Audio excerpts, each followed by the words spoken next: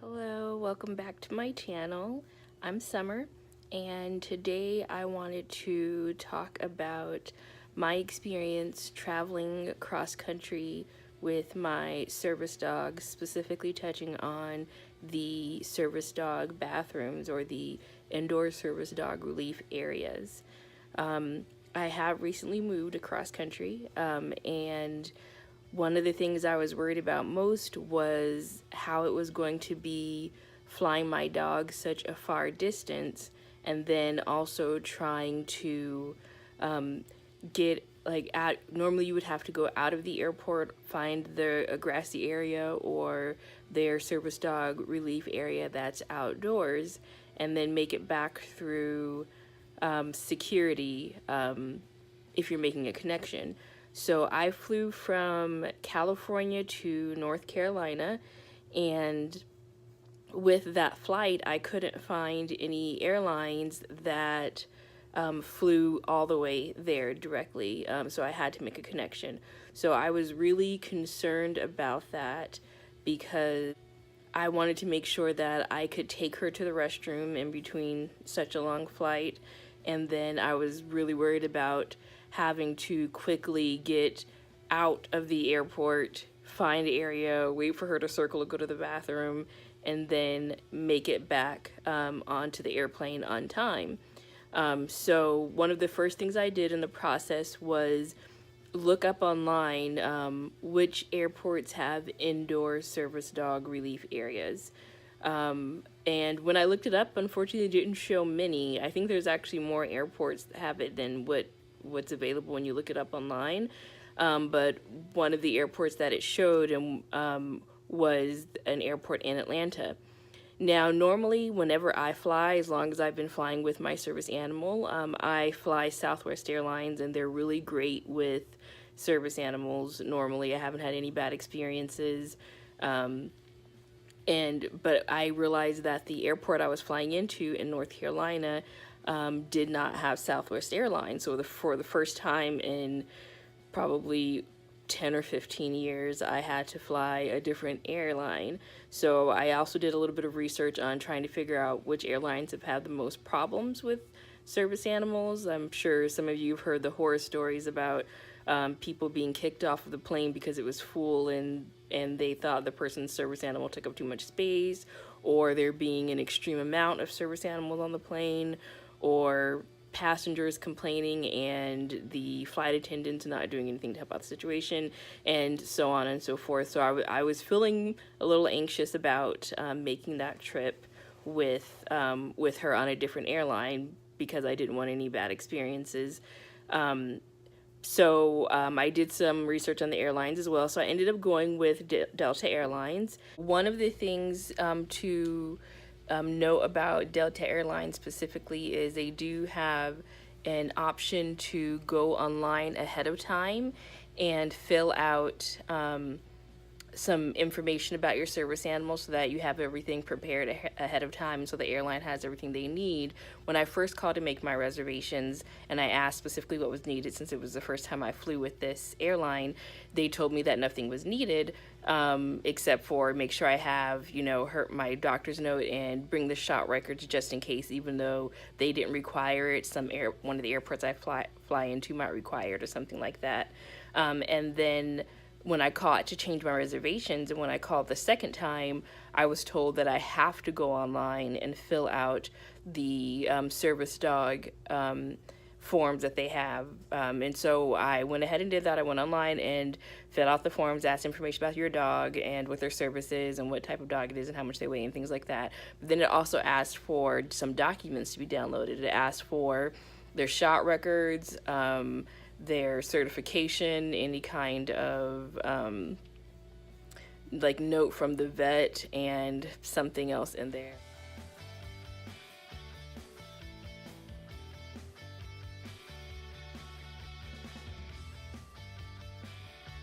And so I had my doctor's note and I had her shot records, and so I uploaded those things in there. And then I got a email back the next day saying that I didn't provide everything they asked for, so I couldn't do the the pre-registration of my service dog ahead of time to just make sure I bring in what I had at the time, like when it was time to check in. So I was feeling a little bit worried because I was like, well, I don't have anything else other than what I showed, and they were asking for other things. But I kind of thought to myself, I've flown enough times and I kind of know legally what they can and can't ask for. So I figured I'll bring what I have, and I think I should be fine at the gate. I think they just ask people to provide extra stuff just to see if they can, and I realized some people don't even have the ability to upload stuff onto a website, so it wasn't something you have to do ahead of time, but it was a little confusing having someone tell me that I had to do that. So when I finally got to the airport with her, they didn't ask me for anything. Actually, they didn't ask for her my doctor's note or anything like that, so which has happened a lot when I've flown different times. Sometimes somebody will be really strict and ask, and sometimes they won't. I think sometimes the effect sometimes has a little bit to do with whether or not your dog is in professional gear or not, or what looks like professional gear. So I didn't even get asked at that time, and so one of the hardest parts for me about traveling with a service animal is getting through security. With most airports, it's a pretty long distance from where you check in to getting to security, getting through the line, and then also getting to your gate. So because I do have some mobility problems, I will usually ask for the wheelchair service. But I didn't do that this time, one, because I wasn't familiar with how well that worked with this airline, but also I didn't get to the airport in time for that this time. And sometimes you have to wait for like 30 to 45 minutes for someone to come pick you up from where you checked in with the wheelchair service. So I went ahead and went through by myself. Now, to try to make this flight easier on myself, I did choose to fly overnight. The airport that I was connecting through is the nation's busiest airport in Atlanta, and so I was really worried about that becoming very overwhelming, getting through there with my service animal and with a carry-on luggage. I actually took a carry-on luggage in addition to a personal item this time, which is something I usually never do because it's hard enough to get through the airport with something on my back, which I usually have my backpack, which if you were curious on what I carry with me, you can watch my what's in my bag video. But I usually have my backpack and her with me, and that's like having a carry-on, so I usually don't want something else. But because I was moving such a long distance, I had a lot more stuff that I had to take with me this time, and also with this airline specifically, you have to pay for your luggage, which I think most airlines do that now, but Southwest Airlines doesn't. It has 2 free checked luggages, and so I had 3 luggages, and instead of, which I would have loved to check all 3 because it was very stressful for me to get through the airport with that extra luggage when you already have like a hard enough time getting yourself through there and walking yourself and things like that. Getting something else heavy through there just makes it a little bit harder. Now there is an option of having a medical bag, a medical luggage that has medical equipment in it, and that can include your service dog equipment. And then you wouldn't be charged by the airline for that extra bag because it does contain medical equipment. But that I didn't actually have that, like enough of that in any of the bags for it to be considered medical equipment. And the bag that I was taking on as a carry-on was taken for a specific reason, but it did have some of the service dog stuff in it, but it wasn't mainly that, and so I didn't feel that qualified to be that type of bag. But just know that is an option if you are flying with any kind of medical equipment. So getting through security. Now with the airport that I flew from in San Diego, California, they do require you to take everything off of your service animal, everything completely. You can have a leash if the leash has no metal on it. So I've flown out of there enough times to know that rule. So what I have that I always have with me as we go through security is I have a like a looping leash that doesn't have any metal on it. It's just like a cord kind of a thing. And it just kind of, loop, like goes over her neck, loops through a hole, and does like the tightening as you pull. And so she goes through with that. So I'm happy I flew at night because there was no line for security, and I needed to go, like, when you go through the service animal, you go specifically to the side where you walk underneath the rectangle metal detector rather than going into the X-ray circle machine. So I made sure I went to that side, and then because there were no people behind me and there was really no one, very few people going through, I was able to take my time getting my stuff in those bins and getting her stuff in those bins. And it is a very trying thing to do when you have, problems with your body. But getting off my shoes, taking off my backpack, taking out the liquids in the bag, taking out my laptop, taking off her harness and her collar and everything like that, taking off my jacket, and then trying to push all of that stuff down to where it starts to feed through.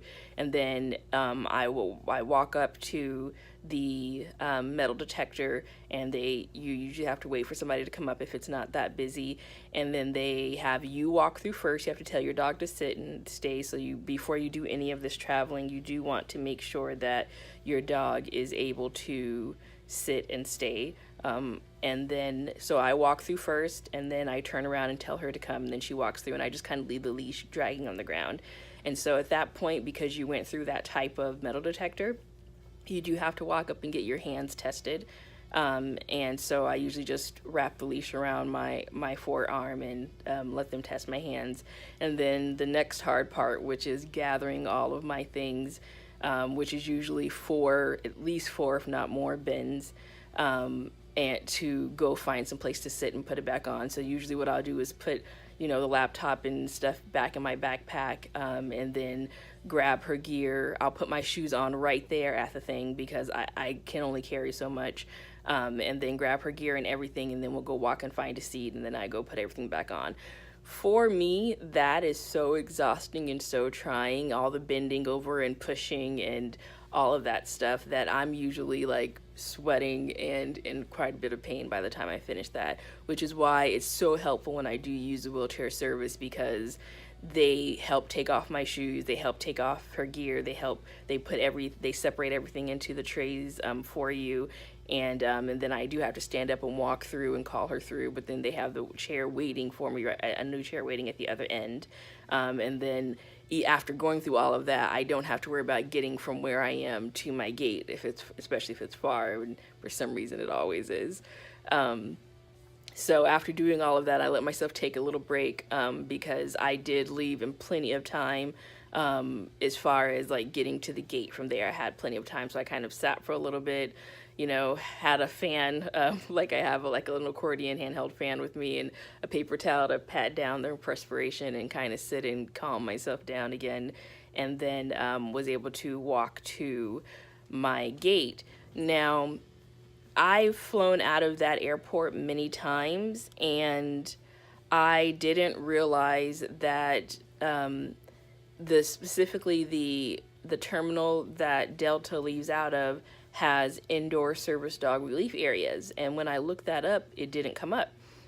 So I wouldn't have even seen it or known it was there, but the grace of God, where my gate was, I went to go sit down at my gate, and then I realized I saw a little sign, and it had the dog on the leash, and it said pet relief area, and I was like, wait, what? Like, if this exists, why didn't it show that San Diego Airport is one of the ones that has that? The ones I'm used to at that airport are usually right outside of baggage claim, and they're little concrete, like, circle areas that have the AstroTurf, and they're outside. So I made sure she used the bathroom before we went into the airport, so I wasn't even looking for anything like that. So I got really excited when I saw that. So I'm going to go ahead and insert some pictures of what that looked like. And I will also put a map of San Diego Airport in here to show you where this service dog relief area was, and then I'll also show where the outdoor ones are in the diagram as well.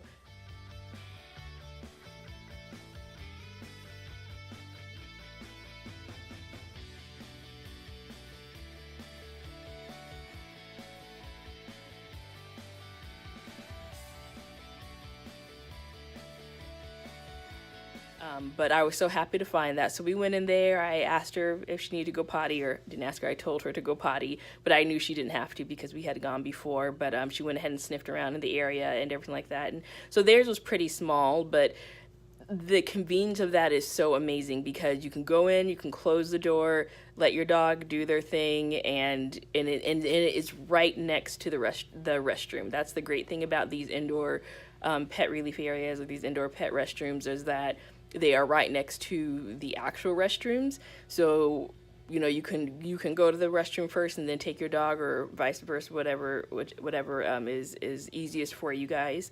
But I was so happy to find that. And then, of course, I did end up seeing a few other service dogs in that area. Other people who knew about the service dog area, they went and used it as well. So it was clean.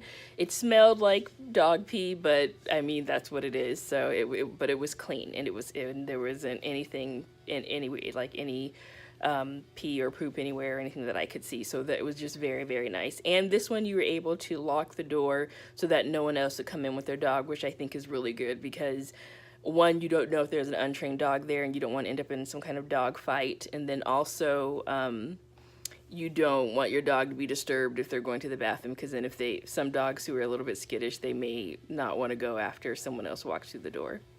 So after we went to the service dog relief area, we had a good amount of time to spare still at that point. Now, when I checked into the airport, I asked at the desk if I could get any kind of priority seating so that it was easier for me to load myself and my service animal and my carry-on luggage, not having to push through all the people. And they told me to ask about that at the actual gate.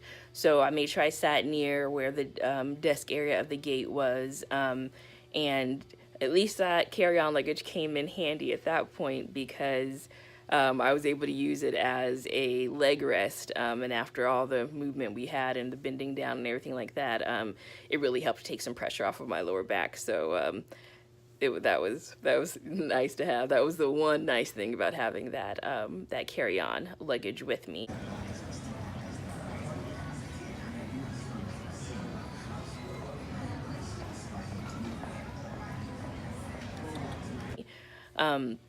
Now, once we, so they went ahead and when I asked, they went ahead and let me do pre-boarding. Some of the main reasons that I ask to do pre-boarding is, one, it's hard.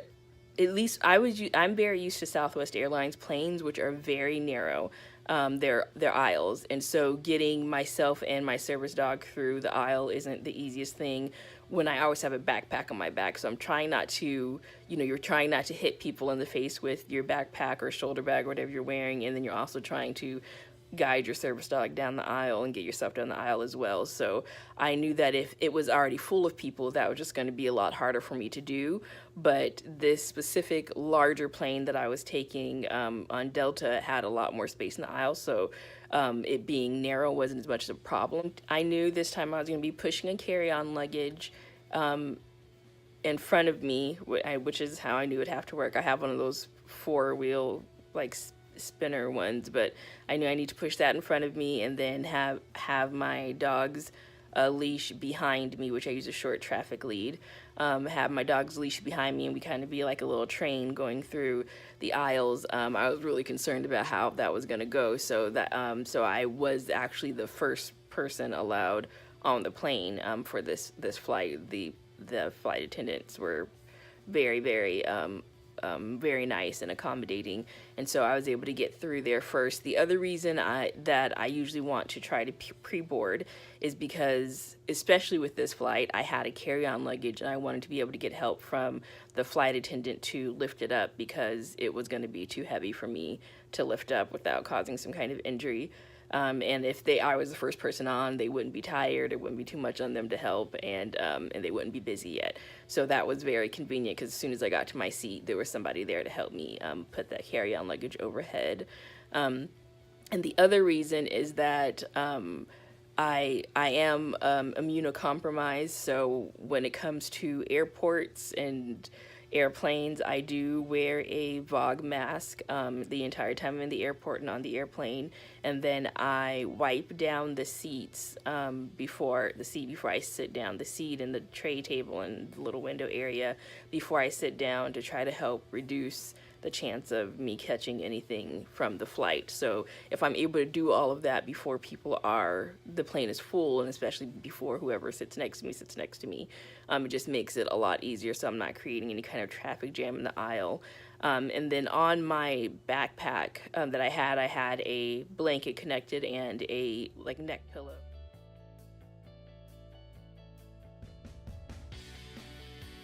So I was able to detach those things, take what I needed out of my carry-on or my backpack, and then put that ahead too. Because one of the things is when you're traveling with a service animal, your dog is going to lay down at your feet on the place where you would normally put your personal item in front of the under the seat in front of you. So everything has to go up there unless you have something really small, which fortunately I do have my tiny Vera Bradley purse that I carry inside my backpack, that I did take that out and put it kind of between me and the window, so that I had a few things like my phone and medication, things like that, close by, and earphones close by, so that I didn't for any reason have to reach up to the overhead compartment during the flight. Now I'm going to talk about where I choose to sit on the plane and why I choose that area. So I used to sit in the bulkhead because there was more room, and she could sit in a comfortable way, and I could put my feet up on the wall in front of me if I needed to extend them for some reason. But one thing about when I flew Southwest Airlines is when I'm flying with them, your seats aren't assigned. So before someone sits down, they're going to realize they're sitting down next to me with a service animal, and that's a choice they're making. If they have a problem with dogs or are afraid of dogs, then they can sit in any other seat. And so I'm not usually worried about that. But with Delta, I knew that our seats were assigned, and I was concerned about someone being upset that they were sitting next to a service animal. So that was one reason I chose the seat I chose. And the other reason was that I knew this was going to be a long flight, a lot longer than what I was used to. And so I knew that when it was time to get up and exit the plane, I was going to be in a lot of pain, which I'm always in pain after sitting for long periods of time like that. So I need to move slower. So where I chose to sit was the second to last row, not the last row, because that seat doesn't move back, and my back would have been in a lot of pain if the seat didn't move at all. So I went through the second to last row, and then I do the window seat. I do the window seat so that I know I've heard that the actual middle seat is wider, it's bigger, and so your service dog will fit better. But I just felt more secure, more comfortable if I could pull her aside. I wouldn't do an aisle seat because there's been a few times where she's put her paw out a little bit, her tail out a little bit, and it's almost gotten ran over by a cart, and that would be horrific. And it's almost been stepped on and things like that. So I always pull her all the way to the window so that there's no way any part of her is near the aisle. And so I'm going to go ahead and insert some pictures of where I sat. And I usually have her go in first. She knows automatically to go underneath, in front of the seat in front of me. And then I go ahead and sit down, and I'll go ahead and insert some pictures of what it looks like with her by herself there, and then with me sitting there, and like how the space looks next to the window.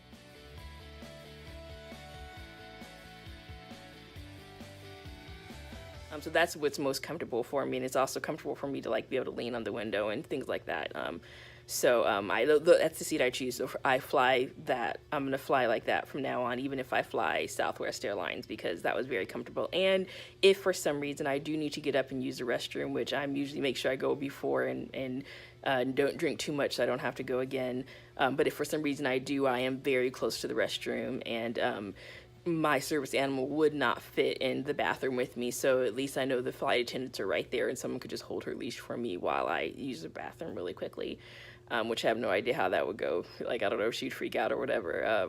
But I should probably try it one day just because she needs to practice, because we've flown many times, but I've never gone to the bathroom while we were flying. One thing to remember when it comes to flying with your service animal is that you're not allowed to sit in any of the exit rows, which was so sad because this specific plane had multiple exit rows, and it would have been nice to have the extra leg space and the extra space for her.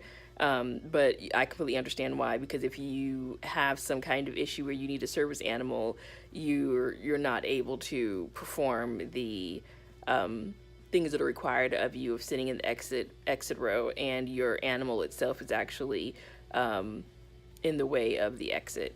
So you're not able to sit there. So that's just something to be aware of. Unfortunately, this was one of the worst flights I've been on in a long time. It wasn't anyone's fault specifically. It was just that this ended up being a very turbulent flight. Like, as soon as we took off, we had to deal with a lot of turbulence. So they weren't able to serve us any water or snacks or anything like that until halfway through this 4.5-hour flight or 4-hour flight. And this was one of those flights where it was so dry and warm on the flight that I was so thirsty. And for whatever reason, I didn't fill my water bottle before I got on the plane. I always make sure I bring a water bottle, usually an aluminum water bottle, and fill it at one of the water fountains or water bottle fillers that they have. And I just totally forgot to do it, and it was like the worst time to do that because after like 2 hours, I was so thirsty and so uncomfortable. But because the turbulence was so bad, the fasten seatbelts never went off, and they made announcements telling us what was going on, but the flight attendants weren't allowed to leave their seats or weren't allowed to move around for a very long time because of the amount of turbulence. At some point, probably about 2.5 hours in, I'm going to go ahead and insert a little map because I actually took a picture of like the progress that the flight was making when they finally said they were going to give us some water. Because people were complaining and so uncomfortable. I mean, like, okay, we're used to getting, you know, our soda, our peanuts or whatever. This flight actually was going to have food, but like not even be able to get some water, like, was really hard. So they eventually like got little small handheld trays halfway through and gave us water, and that was all they could do. So that was my longest flight, and that was the most uncomfortable flight, and I was just so disappointed that I had the time to, like, one of the flights I had the time to have a meal and to have either coffee or a soft drink or something like that, like one or two of them. Like, this was the actual flight I had the time to do that, and it wasn't an option. So it was pretty hard. So and only one cup of water that whole time. I mean, I'm not someone who gets very thirsty or needs a lot to drink, which is not a good thing, but it's just not something that arises like a need in me often. But when you're in dry, hot air like that, you are so thirsty. So yeah, that was a whole nother thing. So unfortunately, that was not a fun flight. But the turbulence didn't bother Rowan or anything like that, so she did great. I was so happy when that flight landed that I sat as far back as I did, so that I could take my time, because I first had to, ask someone to pull down my carry-on because it was heavy. Then I had to get my backpack. I had to roll up my blanket and my pillow and snap them back to my backpack, put my backpack on, and then get, my little train going with the carry-on and me and the service dog behind me. And then I was able to slowly walk off the plane. Now, one of the things that I made sure was going to happen when I was booking my flight is that I had plenty of time between flights. For multiple reasons. One, I wasn't sure I was going to find an airport that had an indoor service dog relief area, so I needed to make sure I had time to exit the airport, let her go to the bathroom, and then make it back through security. And knowing that I was going to be connecting through such a busy airport and things like that, I wanted to leave that open. Also, I knew that because I was at the back of the plane, it was going to take like 30 minutes, if not more, to even get off the plane, for everybody to exit and for me to be able to get off after. Even if I didn't take a little bit of extra time, it was going to take a while. And then for me, just the walk from the plane itself to going through the ramp, and then getting anywhere is very slow because I'm very stiff from the arthritis, from sitting still that long. And so I was able to get my stuff together, get her through, and then we sat down at the gate for a moment as I, refixed my backpack and got everything a little bit better arranged, and made sure that she was comfortable and looked okay. And then unfortunately, I did not have the best luck when it came to where the service dog relief area was and where my gate was. I guess it wasn't in the most convenient area for when this happens, but it was such an amazing service dog relief area that I was okay with it. But it was literally on the opposite side of the terminal of this big airport than I was. So I think they have a service dog relief area in every terminal at this airport, which is great. I saw a whole news clip and everything. I'll link it below, of when this airport opened up their service dog relief areas. They are beautiful. They're as big and nice as the bathrooms, and they're just very, very convenient. So I was very much looking forward to recording this for you guys and being able to see it. But I did walk up to the first guest services person and ask them where the closest one was, and to hear that it was that far, I was just like, oh my gosh. So we had quite a walk to get to the service dog relief area, so I did have to sit for a minute after we got there. So I'm going to go ahead and insert the pictures and the video I took of this service dog relief area. Comment below, you guys. Let me know what you think about it. If you think there could be any changes, or if you thought it was great, or if you have any questions about anything you saw. But here's the video.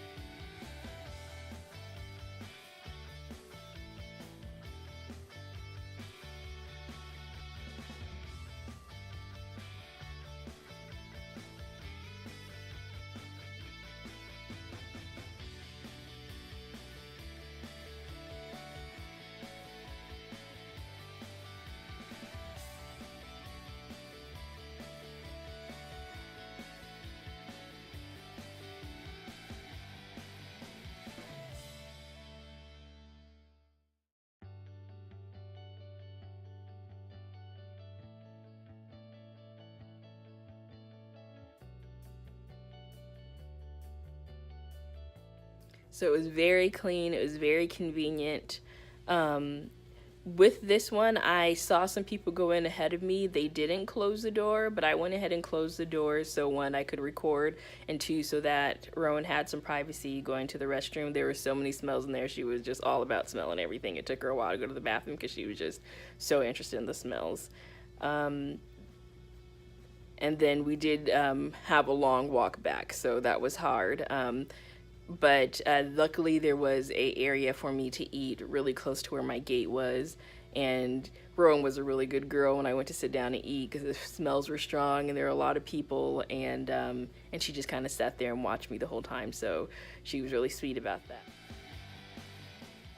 And then again with this flight, I went ahead and asked about 15 minutes before boarding is when they have the flight attendants come to the gate counter. I asked if I could do the early boarding, so that it was easier for me to get through. Amazingly, with this flight, which was at like, oh my gosh, I don't even know, it was at like 5 o'clock in the morning or something like that. it was almost an empty plane. It would have been so nice for the first flight to be empty. I mean, the first flight was at like 10:45 at night, and it was a full flight. I was so shocked that it was like Wednesday in the middle of the week, 10:30 at night, and the flight was booked. I was just so shocked. But the second flight literally was almost an empty plane. I'm gonna take a picture, show you guys a picture that I took of like the 20, 30 people that were on this gigantic plane. The plane was just as big as the first one I took. So it was nice. We had a lot of space. We had not, I mean, I still chose my seat way back there, and of course nobody else was sitting back there, so I had the whole back of the plane to myself. The flight attendants were so nice. They were so helpful. They were very talkative. We had a lot of good conversation. I let Rowan lay a different way since there was no one anywhere near us, so she kind of laid the long way under my feet. And so I'll go ahead and insert a picture of what that looked like. But it's not something she's ever really able to do. Even if I have a space in between me and another person, I usually don't have her do that. I usually will just use that other space to like maybe put something underneath the seat. But since we had so much space, and she'd already, this is the first time she's ever done a connection. I usually never catch a flight with a connection because I don't want her to have to go up and down in altitude like that multiple times in a day. But this time I didn't have a choice, which is why another reason why we made such a long layover. But since she, was already, I'm sure she was uncomfortable, I went ahead and let her lay a little bit stretched out.